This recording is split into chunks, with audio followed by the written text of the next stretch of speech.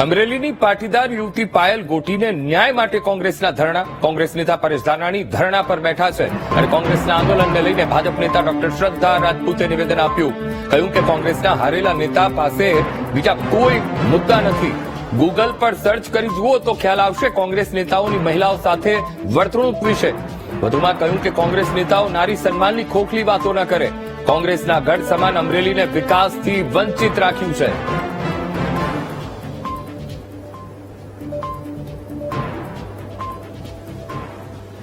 બધા જ હારેલા નેતાઓ જનતા જનાર્દનના જે મહત્વના મુદ્દા છે, કારણ કે અમરેલી એક સમય કોંગ્રેસનો ગઢ ગણાતો હતો, ત્યારે અમરેલીને વિકાસથી વંચિત રાખવાનું મોટું મહાપાપ આ તમામ નેતાઓએ કર્યું છે, જે અત્યારે ખોખલી નારી સન્માનની વાતો કરી રહ્યા છે.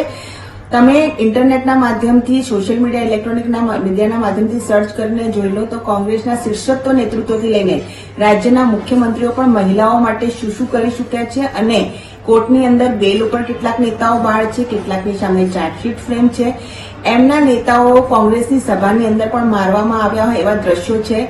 એમના સ્પોક્સપર્સન જે નેશનલ કક્ષાના હતા પ્રિયંકાબેન ચતુર્વેદીએ, એમણે પણ કોંગ્રેસ શા માટે જોયું, એના પછી ખેડાબહેને બી કોંગ્રેસ શા માટે જોયું, એ બધી જ જગ્યાએ બહેનોનું કેટલું ઉત્પીડન કોંગ્રેસમાં થયું છે એ આખા ભારતને સર્વવિદિત છે. એટલે નારી સન્માનની ખોખલી વાતો છે કોંગ્રેસ ના કરે.